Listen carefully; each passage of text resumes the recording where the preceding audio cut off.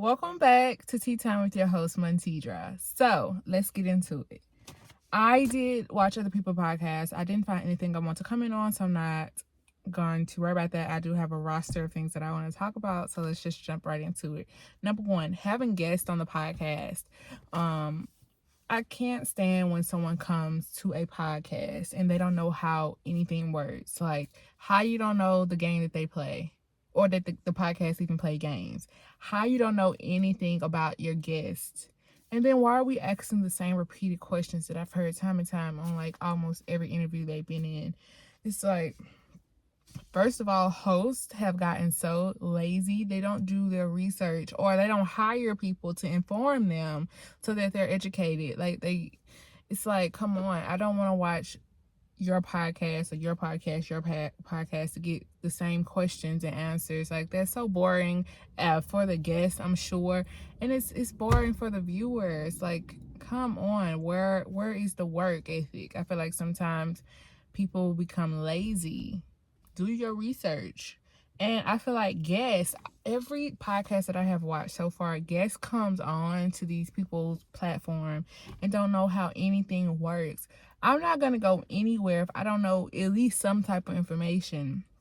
Like, people come on and they're not obviously fans. And then they be like, I'm such a fan of you, but you don't know how my podcasts usually begin or end, or what type of games we play.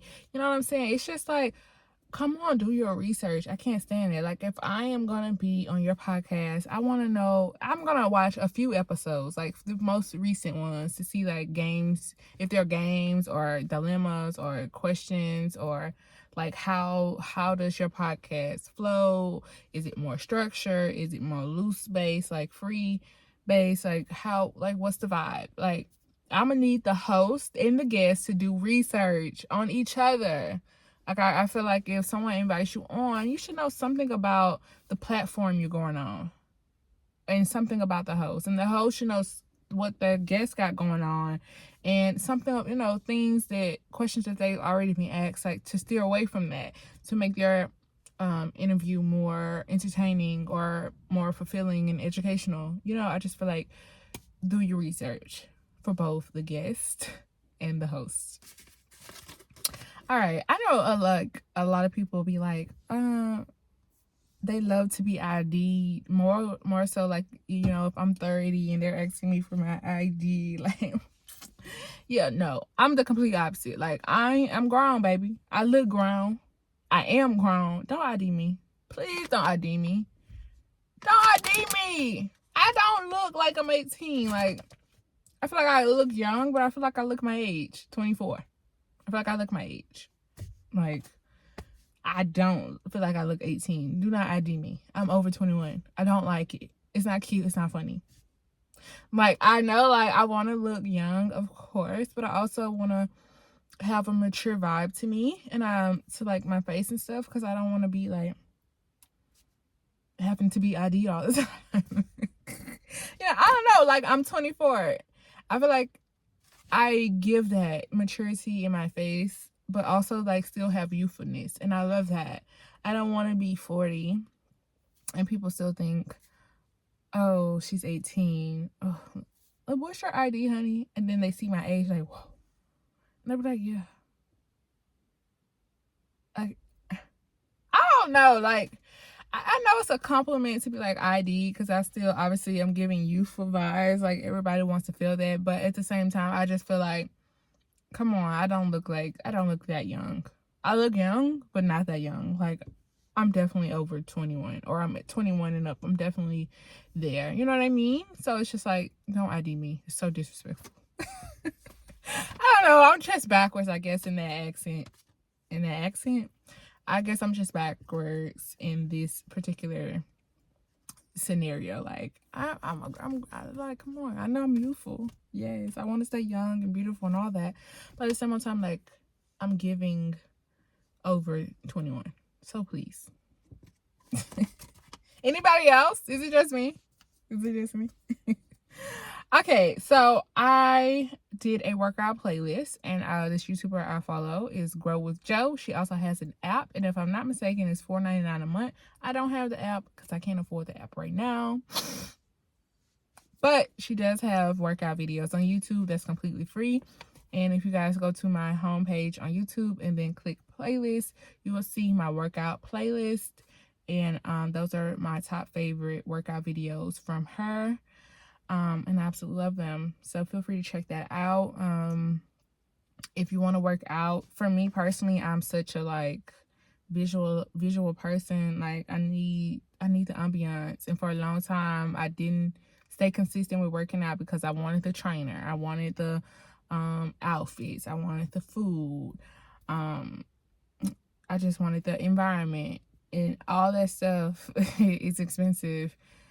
And it comes in time. So what can I do right now so that I can finally start accomplishing my goals and starting my goals and working towards what I want to be, where and what I want to be. You know what I'm saying? So I do want to be in Pilates, and I have my private instructors, take my private classes, do Pilates, do this, do that, gym, weights, all of that. I want to do all of that. I want to have the workouts in the workout environment. I want to be able to dress nice. I want to be able to eat the healthy foods and all these things. And all that will come as soon as my budget and everything and I elevate my life. But before I can get to that, what can I be doing right now? In YouTube, I have internet. YouTube videos are free. So, hey, I might not have the fancy workout space or the shelves or the private classes and gym instructors and whatever, but I do have internet, I do have YouTube, I do have a bedroom, and I do have space to work out. So let's get started. So I have not been 110% consistent because life happens, but I definitely am still going. Even if you have a bad day or a bad week, a bad month, it happens. Get back up and keep going, because you don't want to continuously start and quit things. You want to be able to accomplish and finish things. So, again, those are my favorite workouts that I actually do and that I enjoy from her. So go check it out if you want to work out. And I feel like she's the only one, because I've done Chloe Ting and tried other people, but Grow with Joe was the only workout content creator that I actually have been consistent with. So, all right. So I don't know about you guys, but a lot of movies, like I know some people, because I was watching Mia Maples, her last video, and I'll insert that, and she had brought up Anne Hathaway movie, and she said she didn't like it, but I can relate to this movie in so many ways. It's crazy. Like, it was so heart-wrenching. Like, it was such a beautiful movie to me. Like, first of all, I wasn't expecting it to be so much going on. Like, it was a lot going on. I wasn't expecting that at all. I thought it was, and I didn't expect her to have a child. I didn't expect him, to be, obviously, I expect him to be young, but like, I didn't expect all the drama. Some things were cliche, like, oh, obviously this isn't his first time bringing a girl around and bringing them to travel and that whole thing. Like, but he really did love her, and she really did love him. But what was just like crazy was how I didn't expect them to be apart for 5 years. Like, she actually put her child first, because it was crazy, like the backlash her child received, and she really put her love on the line. They both did. But it was crazy, after 5 years, he actually came back, spoiler alert. And I would love to see a part 2. Obviously it probably won't be, but I would love to see a part 2 too.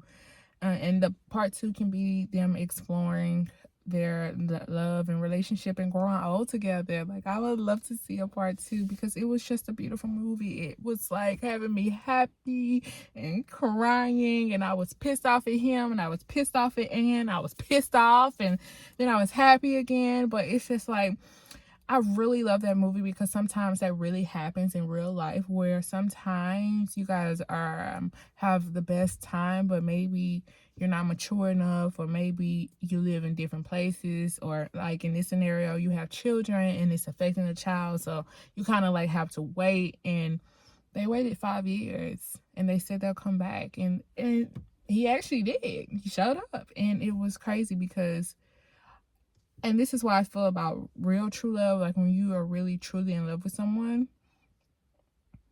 you cannot truly move on if the person that you're in love with is still alive and have breath in their bodies. Like, you can be with other people, but I feel like you will never really truly have peace. And yeah, they spent 5 years apart, so I'm gonna assume they've done their things, they've been with other people, whatever, but at the end of the day, he respected her and her daughter. They waited the 5 years, and I'm assuming that they got together, and it just worked, you know? It's like sometimes in life you have to realize that I really genuinely feel like you're the one for me, but this our situation right now. So it's either we gonna figure out a way to work through it, or we're gonna come back in a certain period in time where we feel like both of us should be together. And I love it. And that's why I just feel like, again, to really finish my statement, the person that you're really truly in love with, if they have breath and they're alive and they're living, they have breath in their body, they're alive and they're living, you're gonna always, your heart's gonna always belong to that person. Because how could you ever meet them again if they're still alive? So that's why I truly believe, yes, you can have more than one soulmate, but I don't believe you can have more than one soulmate at one time. Meaning, if you're truly in love with someone and they're still alive, no, I don't feel like you're gonna find that. But if they were to tragically pass away, I do feel like you will find them again. Not exactly them, but that spirit, and that spirit, you'll find that again. Yeah. So that's. But last but not least, while we're talking about movies, I am grown. Sometimes I have an epiphany, like I'm grown, like I'm really grown. I don't feel like it, but I am grown. And I'm so tired of seeing every movie that comes out catered to teenagers. Like when I was a teenager, of course, I love that I connected because I was a teenager. But babes. But yeah, like come on, I'm grown, or I'm in college, and where are the college TV shows and movies? Where are the grown, or even after college, the adult TV shows, adult movies? I'm so tired of every good movie storyline talking about it's a teenager. It puts me off. Like, I don't even want to watch it. Come on. And then the actors you have are grown, well in their mid-20s or older. Like, come on. Give me some adult classics. I'm tired of seeing every movie being teenage movies and they're classic. That's cute, but babes. So yeah, give me like some grown woman movies. Give me some grown people movies. I feel like I haven't watched like a real romantic, fun, or loving, action-packed grown-up movie in a while. Like, come on, give it to me. Like, that I don't have to pay for. I mean, like, because I feel like Netflix is producing a lot of movies, and it's catered towards the teenage audience. Like, come on. There are grown people here, too. Please create more. Please create equal content. Like, the teenage movie is cool, but also cater to us as people who might be in college, for young adults, or people who are just living life. Give me some more quality adult movies. That's all I'm saying, for free. It's not for free, but on the platform. And yeah, so that's it for this podcast at Tea Time. And I'm gonna end the podcast on this. Staying at home and being from home, it sucks. I mean, I guess if you had like this beautiful mega mansion in your house, literally looks like an oasis in your backyard, match the vibe. Like, if you live in that type of environment, I guess I could see it. But just like where I live, girl, no, I hate it. I'm grateful, but girl, no. Baby, no. I'm just like, it's nothing like being able to be booked and busy, like truly being active, doing things that are fulfilling. I could tell you right now, just sitting at home every day. I've been doing this for a while now. It sucks. It's boring. You get lazy, you get complacent, and you become very like introverted because you're not used to being around people. And it's like, no, there's nothing like having a social life, a healthy social life. I promote it all day. Like, I don't blame the older people who don't want to just sit at home. They're like in communities or clubs like knitting or bingo, or stuff like that, where they're still doing stuff at least once a week or something, throughout the week.